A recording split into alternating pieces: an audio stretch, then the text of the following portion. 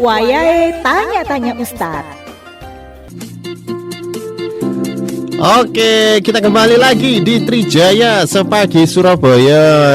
Cak Wawan. Iya, Delman.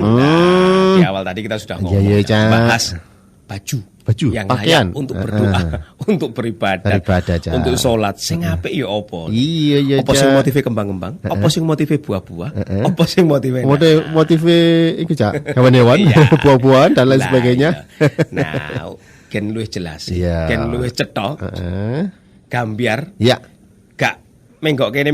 Iya, gak diputusi dhewe. Iya, kita akan masuk di segmen Tanya-tanya Ustadz ya. Oke, bersama Ustadz Fatur Rahman ya. Ustadz Fatur Rahman Masrukan, LC MED.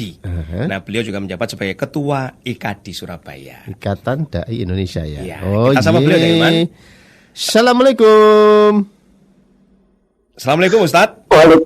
Waalaikumsalam warahmatullahi wabarakatuh. Alhamdulillah. Sugeng enjang Ustadz. Alhamdulillah. Semua semoga sehat. Alhamdulillah Ustaz. Selamat menunaikan ibadah puasa nggih Ustaz.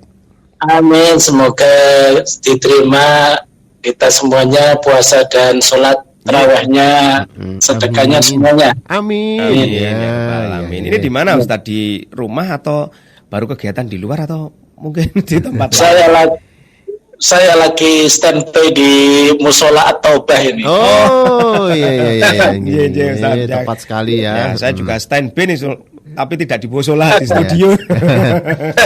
Iya.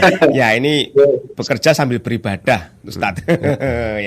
Ya, Ustaz. Ini ada hal-hal yang mungkin dipandang sebagai sesuatu yang sepele, tetapi terkadang ini juga menjadi sesuatu yang penting dalam menunaikan ibadah, khususnya dalam tata cara berpakaian. Sering orang berpakaian ini ketika beribadah itu sak-sake, akhirnya bisa mengganggu jamaah yang lain. Misalnya gambarnya gambar hewan, gambarnya gambar buah, atau gambar-gambar yang menimbulkan persepsi selama orang beribadah malah kepikiran, ya apa sih klambi iki?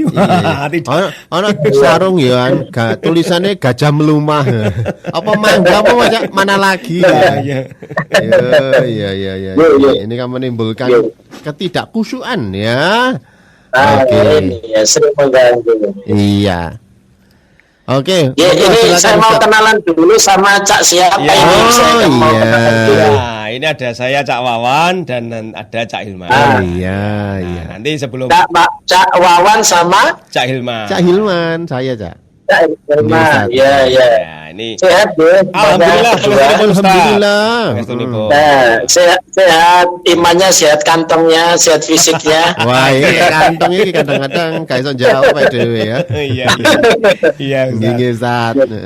Nah, Ustaz, ini tentu juga banyak yang bertanya kan. Wah, pakaian seidealnya itu seperti apa? Nah, bagaimana yang disarankan, dianjurkan? Monggo silakan Ustaz. Oke. Bismillahirrahmanirrahim. Alhamdulillah wassalatu wassalamu ala Rasulillah. Pendengar Trijaya yang dimuliakan Allah, Cak Ilma dan Cak Wawan, semoga sehat selalu, dan semua kru Trijaya FM semoga sehat selalu, terutama di bulan puasa menjalankan ibadah yang paling mulia insyaallah. Kaitannya dengan berpakaian ya, memang ini kita perlu banyak koreksi di masyarakat kita ya. Bahwa bertemu dengan Allah itu kan bertemu dengan yang Maha Kuasa gitu ya. Harusnya betul-betul pakaiannya itu merupakan pakaian yang terbaik. Jangan asal-asalan. Ya kan? Iya, ketemu Pak RT saja rapi gitu ya, apalagi ketemu Pak Presiden Jokowi. Nanti betul. beli baru ya. Masih ada segelnya juga gitu ya. Jadi memang ini yang perlu sering kita harus perbaiki dalam kebiasaan kita, bertemu dengan Allah itu harus betul-betul dijaga kesopanan, kebaikan dan lain sebagainya.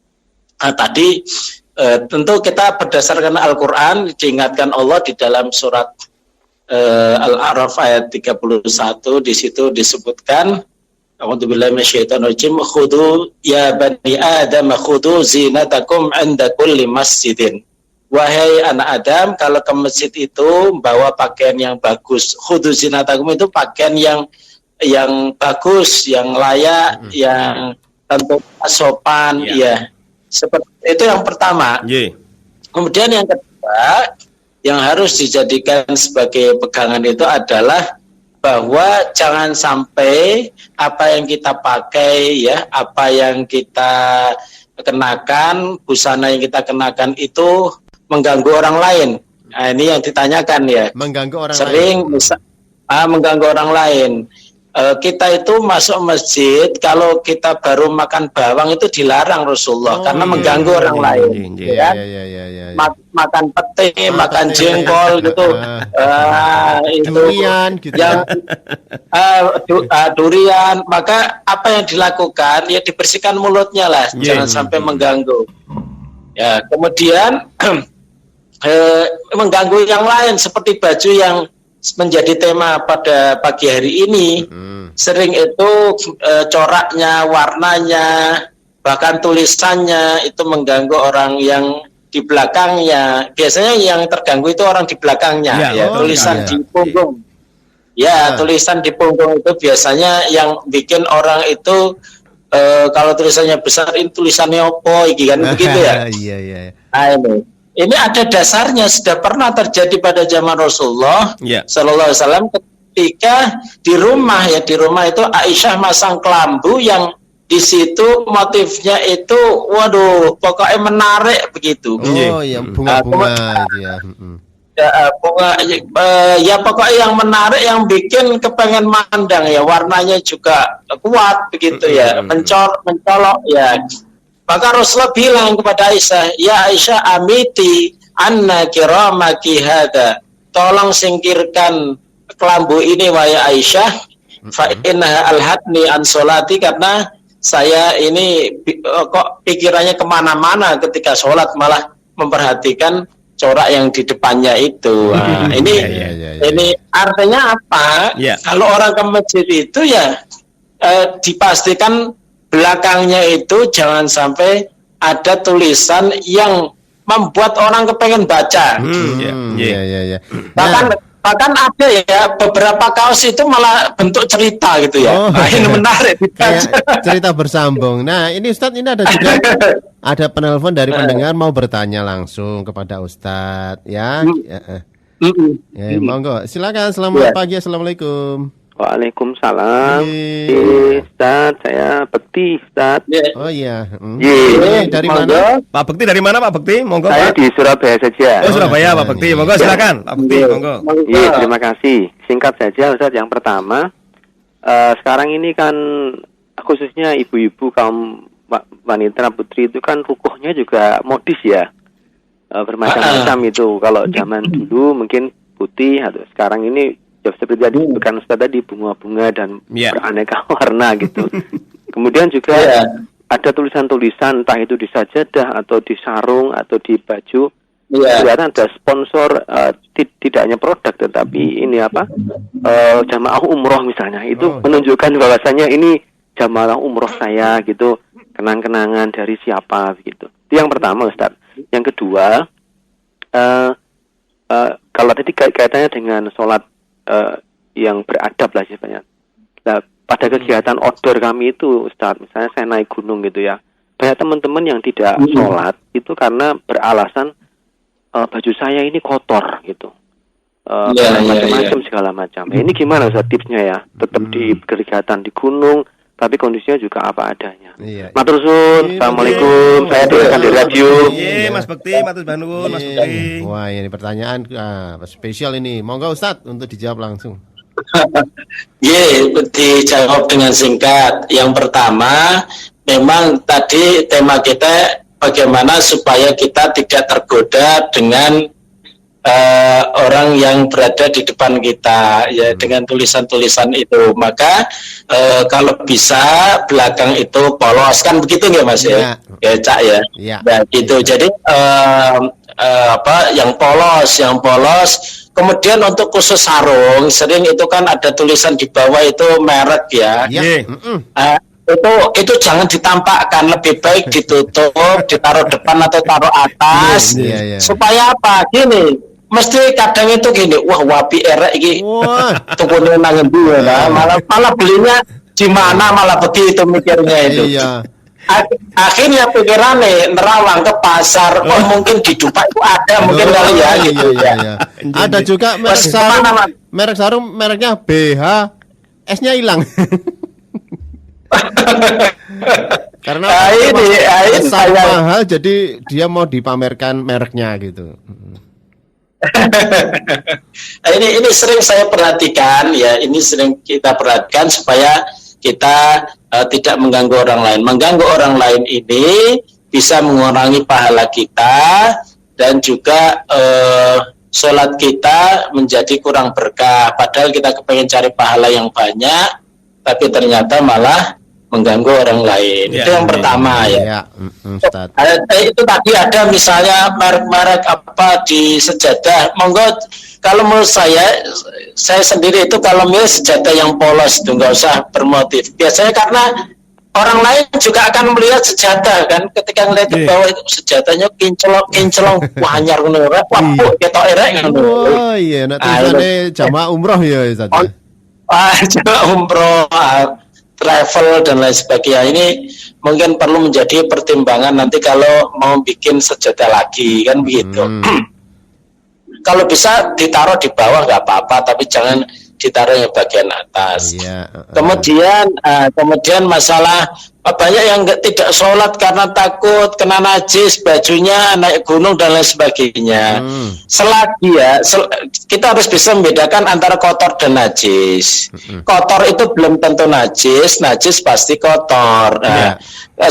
Sesuatu yang kotor, misalnya Pak Tani yang dia itu habis ngeluku sholat dengan pakaian yang kotor, najis itu kan ada ketentuannya. Kalau misalnya tidak ada bau, tidak ada baunya, tidak ada warnanya, gitu ya, tidak ada rasanya ya.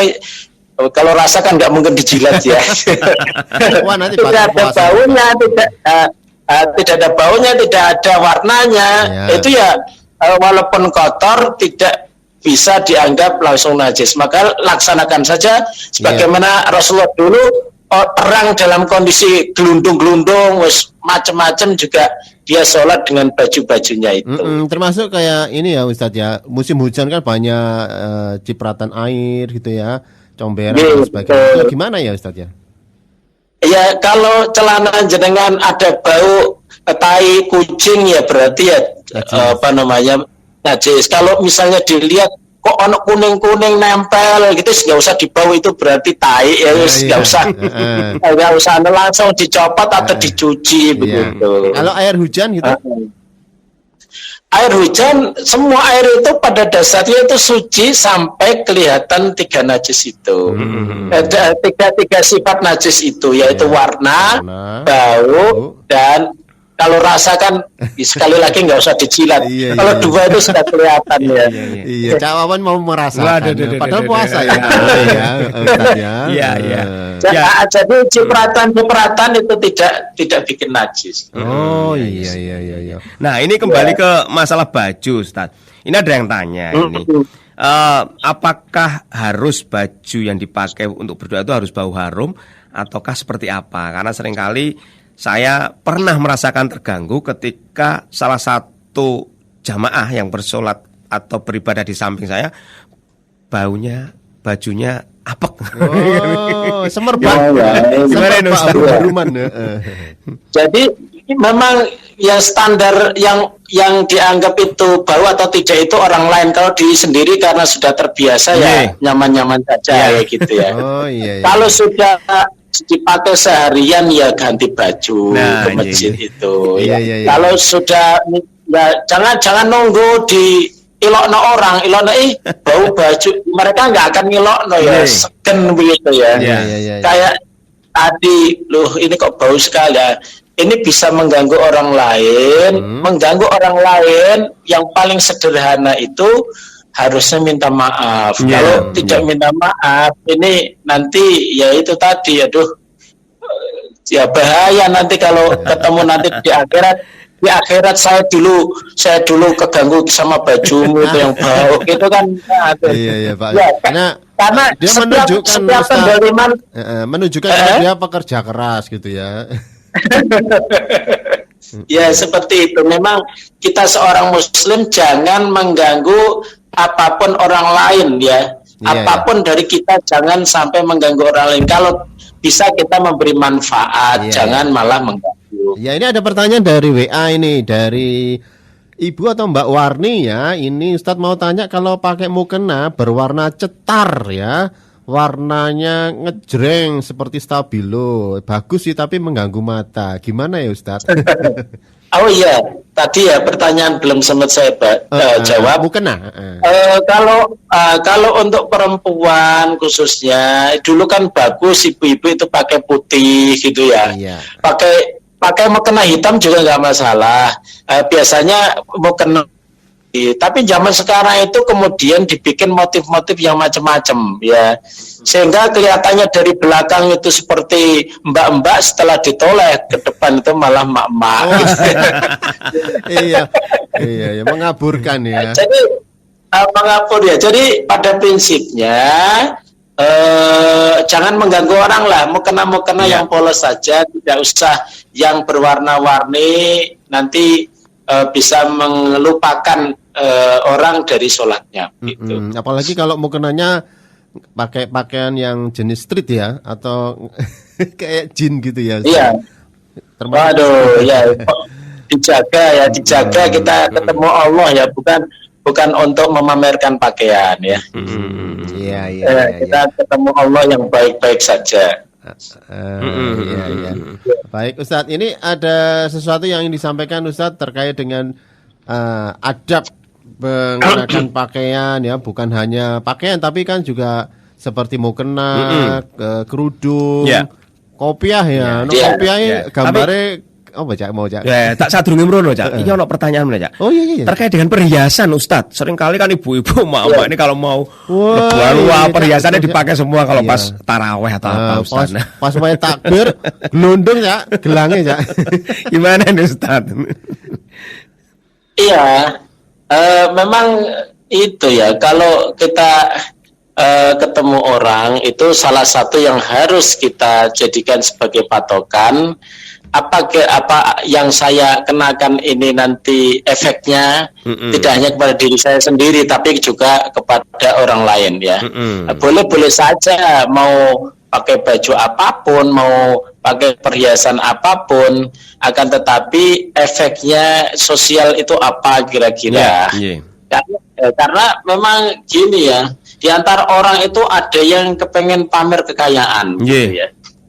Ya dianggap sukses. Ini kan saya kan istri pejabat, masa saya polosan tangan saya kemari gitu ya. Ya nggak usah begitu. Justru orang yang kaya itu malah orang yang tidak mau pamer begitu. Mereka itu tahu bahwa harta itu tidak perlu dipamerkan ya. Kalau dulu ada peribahasa itu, air beriak tanda tak dalam gitu ya. Kalau banyak tampilannya di luar, polesannya, itu berarti itu tidak original ya. Berarti hoax ya. Kan gitu. Iya, terus kayak orang pupuran itu loh. Orang pupuran itu kalau tebel banget sampai menutupi semua wajahnya, itu malah orang memandangnya aneh. Ini apa ini? Ya kok pupuran apa bedaan kok sampai tebel kayak gini gitu. Belum itu lagi, berarti tidak original. Belum lagi bulu mata ya. Jadi seorang ibu-ibu justru kalau ke masjid, Rasulullah itu bilang ya, bahwa masjid itu misalnya nih, biasanya wanita itu kan pamer kalau ke masjid ya. Karena kalau di rumah malah nggak pernah pamer ke suami, padahal harusnya ketika ketemu suami itu all out untuk berhias, harusnya begitu. Tapi biasanya ibu-ibu ya, mohon maaf ya ibu-ibu kalau yang mendengar ya, ini yang salah, yang nggak salah ya jangan marah gitu ya. Jadi biasanya ibu-ibu itu kalau keluar itu waduh dandanannya itu lama, kemudian semuanya dipakai cantik begitu. Tapi kalau ketemu suami kok Jangan sampai Iya. Jangan sampai, apalagi sampai ada niat misalnya tadi bawa perhiasan kerincing-kerincing banyak. Lah, yang di sampingnya orang belum makan, yang di sampingnya orang yang kekurangan banyak hutang, dia malah pamer harta. Ini kan tidak berempati dengan orang yang punya nasib belum baik gitu. Maka hendaknya perempuan itu dijaga, dan kita semua lah laki-laki juga dijaga. Kalau punya uang, kalau punya harta, tidak usah pamer, karena kita ini hanya dititipin, bukan kepemilikan asli. Iya. Kita itu dititipin, itu bukan harta kita. Gitu. Kenapa kita harus pamer? Oke, Baik, sebenarnya Ustaz. banyak pertanyaan, tapi karena waktu juga ya, mungkin besok kita akan tanyakan ulang ke Ustadz ya. Ya, Fatur besok kita akan ketemu lagi Ustadz di jam yang sama di program Tanya-Tanya Pak Ustadz. Matur Bandung Ustadz. Ya. Pencerahannya. Assalamualaikum. Sehat selalu. Waalaikumsalam warahmatullahi Selamat wabarakatuh. menunaikan ibadah puasa ya. Oke, itu tadi juga hasil kerjasama dengan Yayasan Kota Amal ya. Ustadz Fatur Rahman, sombong baca lengkap itu. Ustadz Fatur Rahman Masrukan. Beliau Masrukan. adalah Ketua IKAD Surabaya. Ikatan Dan program Indonesia. Tanya-Tanya Ustadz didukung sepenuhnya oleh Kota Amal Indonesia. Oke, teman, sekalian kita pamit karena wis jam Tanya-tanya 09.00. Ustadz dipersembahkan oleh